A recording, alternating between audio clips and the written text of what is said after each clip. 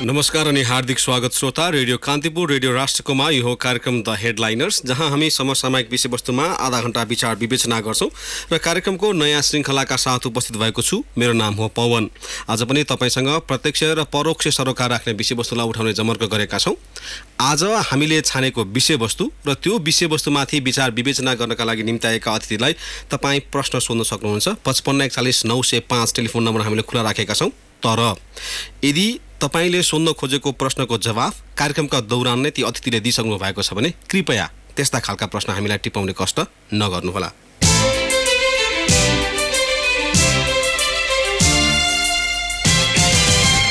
त लागौं आजको विषयवस्तुतर्फ। आज हामीले छानेको विषयवस्तु रहेको छ सरकारले जुन यो नीति तथा कार्यक्रम ल्याएको छ त्यसपछि यो प्री बजेट छलफल पनि संसदमा सुरु भइसकेको छ। वैशाख मसान्तभित्र प्री बजेट छलफल सक्ने गरी सरकार अघि बढेको छ। मर्निङ सोज द डे भने जस्तो सरकारले प्रस्तुत गरेको नीति तथा कार्यक्रमका आधारमा अबको बजेट कस्तो हुन्छ, कति आशावादी हुन सकिन्छ भन्ने बारेमा आज हामी कुराकानी गर्नेछौँ। त्यसका लागि हाम्रो टेलिफोन सम्पर्कमा हुनुहुन्छ अर्थविद डाक्टर अच्युत वाग्ले। वाग्ले सर, यहाँलाई कार्यक्रममा स्वागत छ।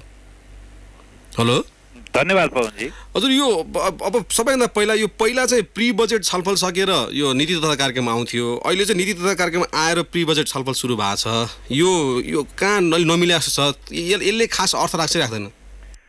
यो कुन पहिले आयो भन्ने कुराले चाहिँ खासै अर्थ राख्दैन। अब यो नीति तथा कार्यक्रम आएर प्री बजेट छलफल हुनु पनि यो स्वाभाविकै मानिन्छ, किनभने नीति तथा कार्यक्रम भने चाहिँ बृहत्तर नीतिगत आधारहरू, विकास योजनाका प्रस्तावनाहरू हो र त्यो नीतिगत आधारमा बजेट बन्ने भएको हुनाले यसलाई चाहिँ नि स्वाभाविकै रूपमा लिनु पर्ला यो क्रमको हिसाबले चाहिँ। वाग्लेजी, अब यो समग्रमा कस्तो पाउनुभयो यहाँले यो नीति तथा कार्यक्रम? अब 2/3 सरकारले जुन खालको जनअपेक्षा सम्बोधन गर्नु पर्थ्यो अथवा पर्छ, त्यो अपेक्षा सम्बोधन हुने गरी आयो कि आएन त? यसरी भन्नु पर्ला, नीति तथा कार्यक्रम र जुन बजेटका सिद्धान्त तथा प्राथमिकता भनेर अर्थमन्त्रीले प्रस्तुत गर्नु भएको छ त्यो दुईटैको स्वरूपलाई चाहिँ एकै ठाउँमा राखेर हेर्दाखेरि सजिलो होला जस्तो मलाई लाग्छ। किनभने दुईटैको रुझान प्राथमिकता एकै खालको देख्छु मैले।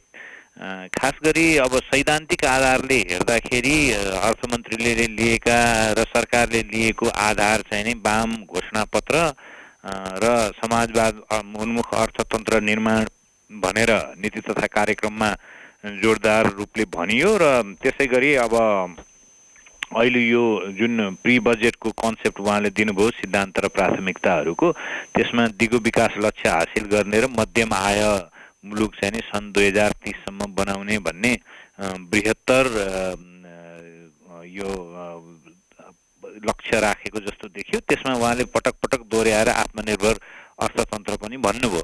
अब यो सिद्धान्तको आधारमा तथ्य अङ्कहरूमा नगइकन भन्दाखेरि यसमा सैद्धान्तिक रूपले नै हामी अलि जटिल समस्याभित्र जस्तो देखिन्छ। के भनेदेखि अब समाजवाद उन्मुख अर्थतन्त्र हामी बारम्बार भनिरहेका छौँ। त्यो समाजवाद उन्मुख अर्थतन्त्रको राष्ट्रिय स्वामित्व परिभाषा के हो भन्ने हामीले अहिलेसम्म गरेका छैनौँ।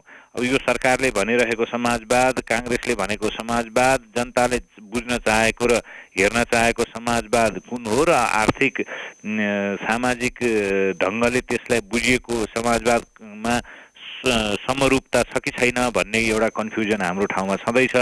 त्यसमाथि पनि अब समाजवाद भनेको चाहिँ नि कति हदसम्म राज्य नियन्त्रित र कुन कुन पक्षमा उत्पादनका साधन, उत्पादन प्रक्रिया, मूल्य निर्धारणमा कुन कुन हदसम्म राज्यले हस्तक्षेप गर्ने र कुन कुन चाहिँ नि निजी क्षेत्र, निजी उद्यमलाई, निजी सम्पत्तिको अधिकारलाई छोड्ने भन्ने कुराको परिभाषित भएको छैन एउटा। अब अर्को हामीले आत्मनिर्भर अर्थतन्त्र भनेका छौँ। अब पहिलेको परिभाषामा सियोदेखि जेठसम्म आफैले उत्पादन गर्यो भनेदेखि आत्मनिर्भर हुन्छ भन्ने परिभाषा थियो। अब अहिलेको आत्मनिर्भर भनेको चाहिँ नि आफ्नै कमाइले धान्न सक्ने भने हो कि के भने हो आत्मनिर्भर अर्थतन्त्रको अर्थ? अथवा आधारभूत उपभोगका सामान चाहिँ हामी आफै उत्पादन गर्छौँ, ठुल्ठुला मेसिन औजार प्रविधि मात्रै आयात गर्छौँ भने हो कि? यो पनि जनतालाई एउटा झुक्क्याउने खालको शब्दावली सधैँ आइराखेको छ र त्यही दोहोरिराखेको म देख्छु यो सैद्धान्तिक पाटोमा। अब जहाँसम्म तपाईँले कस्तो लाग्यो भन्नुभयो, मलाई चाहिँ नि अब खास गरी यसलाई अस्ति योजना आयोगले प्रस्तुत गरेको दीर्घकालीन योजना, नीति तथा कार्यक्रम र अहिले यो प्री बजेट जुन कन्सेप्ट आएको छ त्यो कन्सेप्ट नोट भनौँ न त्यसलाई, अवधारणा जुन ल्याइएको छ त्यसमा दुईवटा समस्या छन्। एउटा चाहिँ नि जुन अस्वाभाविक ढङ्गका आर्थिक वृद्धि नभइकन जे लक्ष्य हासिल गरे हो ती हासिल हुन सक्दैनन्। अब दीर्घकालीन 25 वर्ष लक्ष्य जुन योजना आयोगले प्रस्तुत गर्यो त्यसमा सालाखाला 12% को आर्थिक वृद्धि हुनु आवश्यक छ।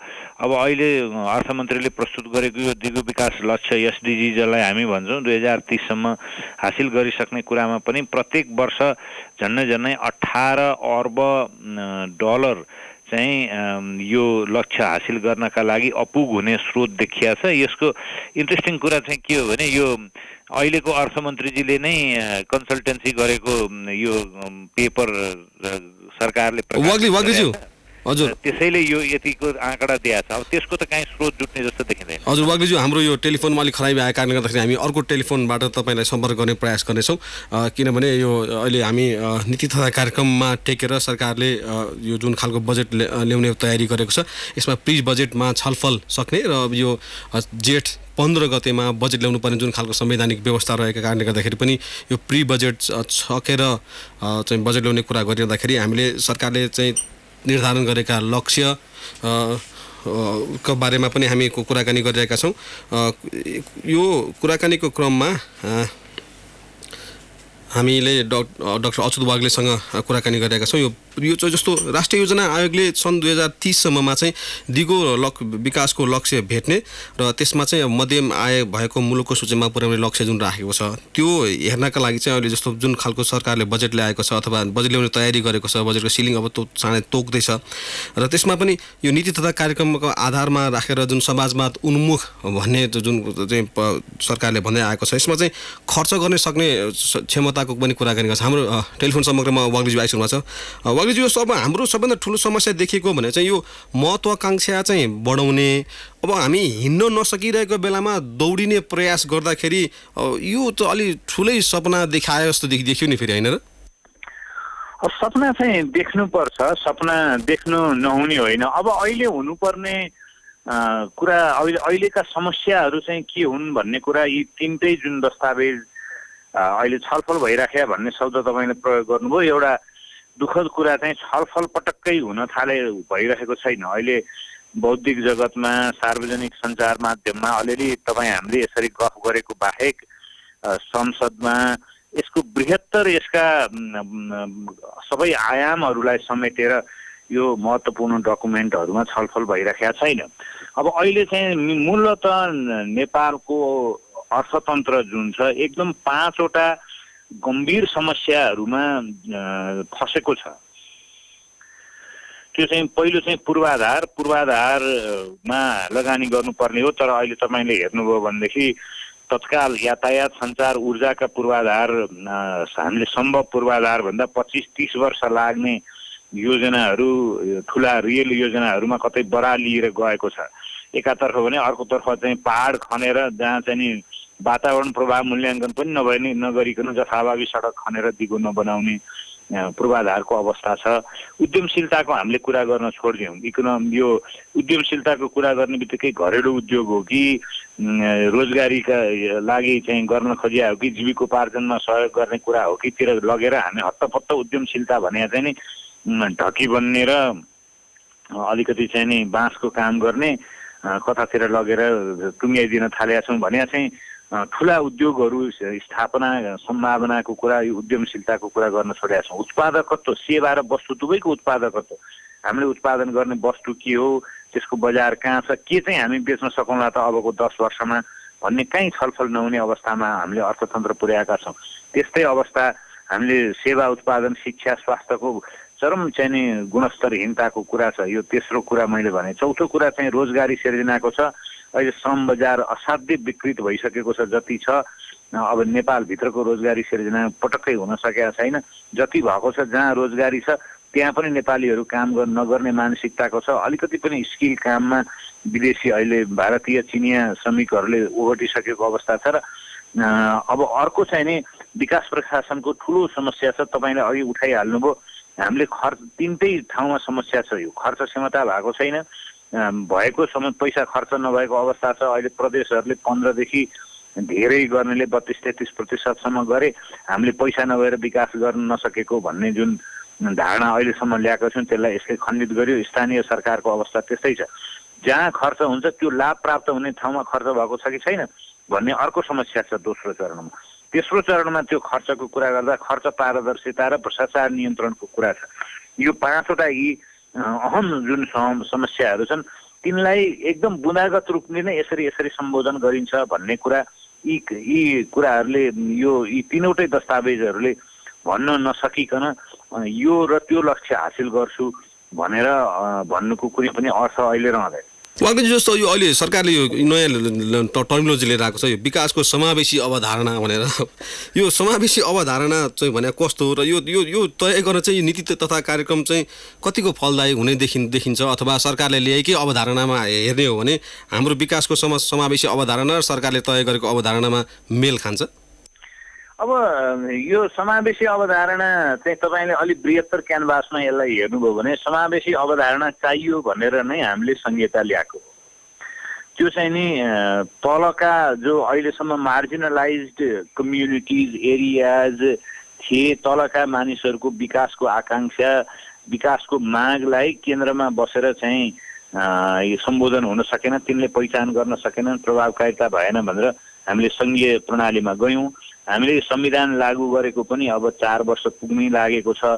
र मूल कुरो चाहिँ नि सङ्घीयतालाई यो विकास सम्भव प्रणालीका रूपमा परिचालित गर्ने प्रयास गरिएन। पहिलो यो समावेशिताको त्यहाँनिर समस्या भयो। अहिले तपाईँले हेर्नुभयो भनेदेखि यसलाई मैले पञ्चायती भाष्य ल्याउन थालियो संहिताकोमा भनेको छु। त्यो भने के हो भने तपाईँले 2017 सालदेखि 46 सालको आन्दोलनपछि पनि निरन्तर सुन्ने कुरा के थियो भने नेपालमा प्रजातन्त्र ल्याउने बेलै भएको थिएन। त्यहाँ जनता चाहिँ सचेत थिएनन्, भोट हाल्न जाने थिएनन्, तिनीहरूलाई अधिकार दिने कहाँ बेला भएको थियो र त्यो भएर पञ्चायत चाहिएको थियो भनेर त्यो एउटा कालखण्डलाई त्यो भाष्य सिर्जना गरेर लोकतन्त्रबाट वञ्चित गरियो। अब अहिले जुन समावेशी विकासको सम्भावना चाहिँ संहिताले अलिकति बढी खर्चिलो भए पनि हामीले यो प्रणाली अवलम्बन गर्यौँ। अहिले त्यसकै चाहिँ प्यारोडी जस्तो एउटा भाष्य तपाईँ के सुन्नुहुन्छ भनेदेखि तल्लो तहका क्षमता विकास नभएपछि त सङ्घले नै गरिदिनु परिहाल्यो नि सबै भनेर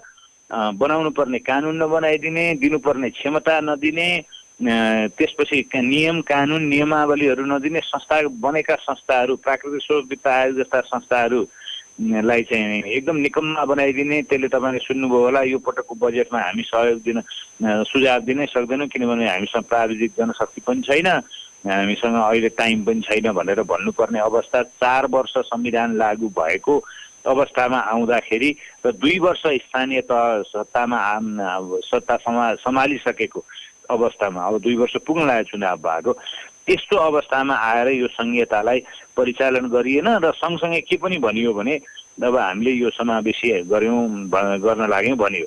अब जहाँसम्म आवश्यकताको कुरा हो हामीले चाहिँ नि यो हाम्रो समाजको असमानताको स्तर जुन आय असमानताको स्तरको हिसाबले हेर्नु हो भने अत्यन्त भयावह भएको छ। जुन क्विन्टाइल बेसिस चाहिँ नि इभ्यालुएसन भन्छौँ 20% अब अहिले हेर्दाखेरि माथिल्लो 20%ले राष्ट्रिय आयको राष्ट्रिय सम्पत्तिको 60% जति उपभोग गरिराखेको अवस्था छ। अब त्यसको ठिक्क विपरीत तपाईँले तलको 20%ले हेर्नुभयो भनेदेखि त्यो चाहिँ नि 8 देखि 10% भन्छ। हामी कहाँ तथ्याङ्कहरूको समस्या छ तर 10% मान्नुभयो भने पनि त्यो अत्यन्त कम छ। अब त्यसमा तल्लो 40%ले चाहिँ त्यो हेर्नुभयो भनेदेखि लगभग त्यो 17-18% को अवस्थामा त्यो आएको वितरण छ भनेपछि तपाईँले चाहिँ नि यो असमानतालाई कसै गरी सम्बोधन गरेर जानुपर्ने अवस्था छ। कसै गरी भनेको त्यसका अर्थशास्त्रीय पद्धतिहरू छन् या त तपाईँले रिडिस्ट्रिब्युटिभ जस्टिस जसलाई हामी भन्छौँ कर प्रणालीलाई चाहिँ प्रगतिशील बनाएर लिएर जानुपर्ने छ अथवा चाहिँ नि एकदम बृहत्तर फराकिलो खालको आर्थिक विकास गरेर त्यो आर्थिक विकासको लाभ र प्रणालीगत शासन प्रणालीको लाभ पनि जस्तो शासन प्रणालीको लाभ भनेको संघीयता हामीले लागू गरेका कारणले तलसम्म उद्यमशीलता पुग्ने, तलसम्म रोजगारीका अवसर पुग्ने,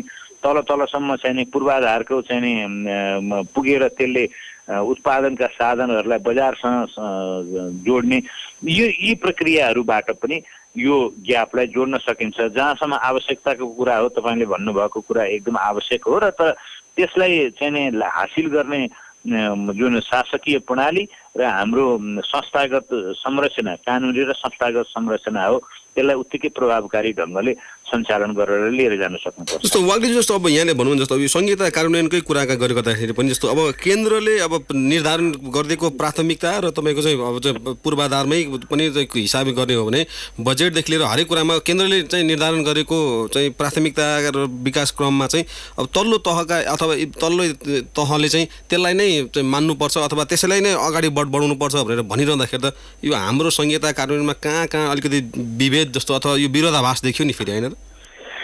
संहिताका यो संहिताको कुरा के हो भने संहितामा दुईवटा खालका समस्या छन्। हेर्नुहोस्, एउटा समस्या चाहिँ के छ भने केन्द्रमा जुन सरकार छ, सङ्घीय सरकार, त्यो चाहिँ नियतवश नै अधिकारलाई विकेन्द्रित गर्न चाहेको छैन। त्यसको उदाहरण तपाईँलाई मैले अघि प्राकृतिक स्रोत वित्त आयोगको दिएँ। त्यससँग सम्बन्धित 3वटा प्रमुख कानुनहरूको मैले सधैँ कुरा गर्छु। त्यो चाहिँ प्राकृतिक स्रोत तथा वित्त आयोग ऐन, वित्तीय हस्तान्तरण ऐन र स्थानीय सरकार सञ्चालन ऐन। ती ऐनहरूको समयमा नियमावली बनाइएन, अहिलेसम्म नियमावली बनाएको छैन।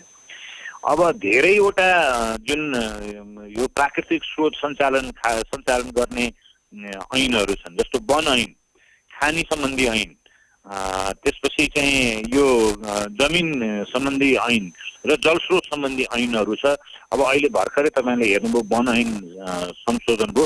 त्यो चाहिँ हतार किन गरियो भने प्राकृतिक स्रोत तथा वित्त आयोग बनेर उसको सिफारिसको आधारमा वन ऐन संशोधन गर्नु पर्यो भनेदेखि केन्द्रको अधिकार कम हुन्छ भन्ने मानसिकताका आधारमा हतार यस्ता ऐनहरू संशोधन गरियो। र यो अब त्यसमाथि अब अहिले तपाईँले सुन्नुभयो होला, संहिता समायोजनको लागि छुट्टै एउटा आयोग बनाउनुपर्छ भने चाहिँ ती नियन्त्रणमुखी मनसाय चाहिँ कहीँ न कहीँ प्रकट भइराखेको छ र त्यो धेरै ठाउँबाट आइराखेको छ। सबभन्दा पहिलो कुरा त संहिता परिचालन गर्ने भने सदाशयताका साथ अधिकार दिनु पर्यो।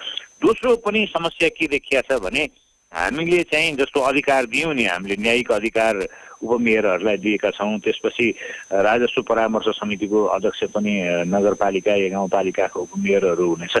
उनीहरूलाई ती अधिकार प्रयोग गर्न सक्षम बनाउने प्रयास कहिले पनि हामीले गरेकै छैनौँ अहिलेसम्म। त्यतातिर ध्यानै गएको छैन। उनीहरूलाई सिक्नुपर्छ भन्ने र त्यसलाई चाहिँ प्रक्रियाहरूमा ल्याउने गरेनौँ। अर्को चाहिँ हामीले समस्या के गरिदियौँ भनेदेखि अलिअलि पैसा त पठाइदियौँ, तर त्यो खर्च गर्ने प्रक्रिया, अब केन्द्रमा पहिले एकात्मक राज्य हुँदाखेरि सार्वजनिक खरिद ऐन थियो।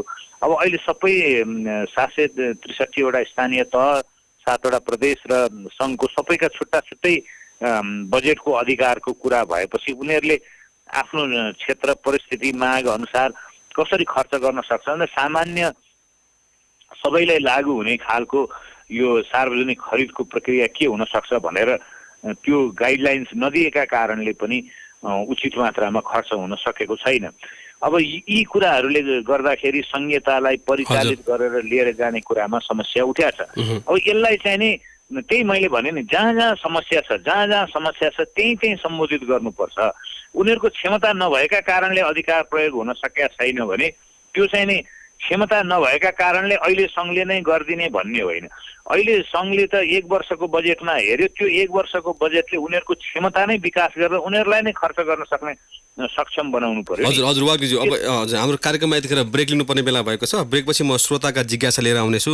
टेलिफोन सम्पर्क रहनुभएका यहाँलाई टेलिफोन सम्पर्क रहनलाई अनुरोध गरेँ। अहिले भने ब्रेकको पालो।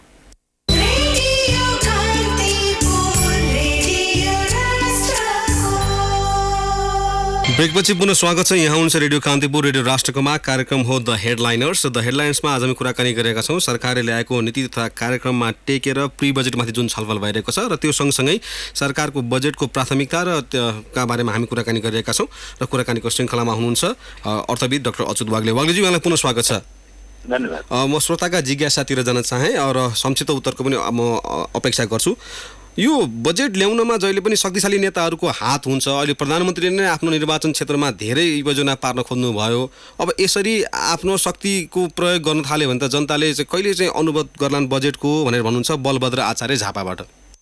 यसमा यही भइराख्यो भनेर हामीले सङ्घीय प्रणाली ल्याएका हौँ। अब अहिलेसम्म चाहिँ जुन योजना आयोगको अस्तित्व नै किन छ सङ्घीय प्रणालीमा भन्ने पनि आफ्नो आफ्नै ठाउँमा प्रश्नको कुरा छ। अब मुख्य गरी जुन जुन तहका प्रदेश र स्थानीय तहका प्रदेशहरू सरकारहरू हुन्, ती सरकारहरूले आफ्नो क्षेत्रको प्राथमिकता र आफ्नो क्षेत्रको विकासलाई असर्ट गरेर अगाडि बढाउनु पर्यो। त्यसको समाधान त्यही हो। छवि रमन अधिकारी सिनामङ्गलबाट सोध्नुहुन्छ, यो बजेट होइन जनताका लागि जहिले पनि महँगी आउँछ, विकास खर्च गर्न पनि गर्न नसक्ने, अब यसलाई कसरी चाहिँ व्यवस्थित बनाउन सकिएला? हरेक बजेट पछि जहिले पनि बजार भाउ बढ्छ, यो चाहिँ किन हुन्छ भनेर सोध्नुहुन्छ उहाँ। अब बजेट पछि बजार भाउ बढ्ने एउटा कारण चाहिँ नि अब यो कर्मचारीहरूको तलब बढ्छ भन्ने कारणले अलिकति त्यसलाई इन्फ्लेसनरी एक्सपेक्टेसन भन्छन्, त्यो कारणले बढ्ने हो। अलिकति अब जति हल्ला गरिन्छ त्यति मात्रामा एकदम बजेट आउने बित्तिकै पनि बढिराखेका हुँदैन यो प्राविधिक हिसाबले हेर्दाखेरि। तर मूल कुरा चाहिँ के हो भने बजेटले मुलुकका आर्थिक समस्याहरू के छन् त्यसलाई चाहिँ नि एकदम मिठो भाषा राजनैतिक नाराबाजीले ढाक्ने होइन कि ती समस्याहरूलाई एकदम किटेर सम्बोधन गर्न सक्नु पर्यो र जहाँ जहाँ पुवाल परेको छ ती पुवालहरूलाई टाल्न सक्नु पर्यो। अहिले पनि हाम्रो यत्रो व्यापार घाटा छ, अर्थमन्त्रीजी के भन्नुहुन्छ भने यो व्यापार घाटा ठिकै हो भन्नुहुन्छ। हामी राजस्व चाहिँ लक्ष्य हासिल गरेमा गौरवान्वित हुन्छौँ, तर त्यो राजस्वको लक्ष्य हासिल गर्ने मूल आधार चाहिँ आयात बढ्दै गयो भने हुन्छ। त्यसो भएको हुनाले यी जुन जुन ठाउँमा धेरै ठुला भड्कारा फर्किनै नसकिने ठाउँमा पुग्या हो कि हामी अब केही उत्पादनै गर्न नसक्ने ठाउँमा पुग्या हौँ कि त्यतातिर चाहिँ नि ध्यान दिनुपर्छ। र बजार भाउ चाहिँ खास गरी अब हाम्रो झन्डै 90% उपभोग चाहिँ आयातमा आधारित छ। बजार नियन्त्रण बजार अनुगमनको संयन्त्र छैन, यसमा संयन्त्र भएको ठाउँमा भ्रष्टाचार अनियमितताहरू छन्, ती कारणलेहरूले पनि समस्या छ। र खास गरी शासकीय प्रभावकारिता र बजेटको चाहिँ स्वरूप दुईटै कुराले यसलाई नियन्त्रण गर्न सक्नुपर्छ। हजुर, कविन्द्र बहादुर तिवारी भोजपुरबाट, त्यसै गरी श्याम खतेवडा सुनसरी र बोध प्रसाद पराजुली विराटनगरबाट सोध्नुहुन्छ, लामो समयदेखि बजेट खर्च हुन सकिरहेको छैन, कार्यक्रम कार्यान्वयनमा पनि हाम्रो त्यति खालको उदासीनता देखिएको छ। अब सरकार चाहिँ यो समाजवाद उन्मुख बजेट आउँछ भन्छ, विश्वास कसरी गर्ने हुन्छ उहाँहरू? अब त्यही मैले भने र तपाईँले भनेको क्वेसनमा धेरै फरक परेको छैन। अब यसलाई चाहिँ नि सरकारलाई विश्वास गर्ने नगर्ने भन्दा पनि जनताको यो यहाँको विकास बहसमा संलग्न हुनेहरूको सबैको कुरा के हुनु पर्यो भनेदेखि हामीले जुन राजनीतिक प्रणाली अवलम्बन गरेका छौँ त्यो राजनीतिक प्रणालीको प्रभावकारिता, अब अहिले स्थानीय तहमा मेयर उपमेयरहरू छन्, अध्यक्ष उपाध्यक्षहरू छन्, तिनीहरूलाई नै प्रभावकारी ढङ्गले विकासमा संलग्न गराएर खर्च गर्ने क्षमता र प्रक्रिया पनि अहिले क्षमता भएन भन्दाखेरि अघि मैले भने यो खर्च गर्ने नियम कानुनहरू निर्देशिकाहरू पनि नबनाइदिएका कारणले उनीहरूले नै बनाउन् भन्ने जतिखेर भएन अनि उनीहरूलाई बनाउने सिप पनि नदिने जुन समस्या देखिएको छ त्यसलाई समाधान गर्नुपर्छ। र विभिन्न स्थानीय स्तरका विकासका प्राथमिकताहरू फरक छन् भनेर स्थानीय तहका सरकारहरूलाई नै आर्थिक स्वायत्तता धेरै हदसम्म संविधानले दिएको छ, त्यसलाई क्रमशः कुण्ठित हुँदै जाने वातावरण चाहिँ हुन नदिनका लागि तिनलाई संवैधानिक र कानुनी प्रावधानहरू जे अधिकारहरू दिएको छ त्यसलाई क्रियाशील बनाउनेतर्फ जानुपर्छ। हस् वाग्लेज्यू, समय उपलब्ध गरिदिनु भएकोमा यहाँलाई धेरै धन्यवाद। धन्यवाद। हजुर, उहाँ हुनुहुन्थ्यो अर्थविद डाक्टर अच्युत वाग्ले र आज हामीले कुराकानी गऱ्यौँ नीति तथा कार्यक्रममा टेकेर जुन खालको अहिले प्री बजेट छलफल भइरहेको छ, सरकारको बजेटको प्राथमिकता र सिद्धान्तका बारेमा हामीले कुराकानी गऱ्यौँ। आजको लागि निर्धारित समय लगभग समाप्त भएको छ। भोलि नयाँ विषय र प्रसङ्गका साथमा पुनः आउने नै छौँ। तबसम्मका लागि रेडियो कान्तिपुर न्युज डेस्कका सम्पूर्ण सहकर्मी सहित म पवनलाई पनि बिदा दिनुहोस्। नमस्कार।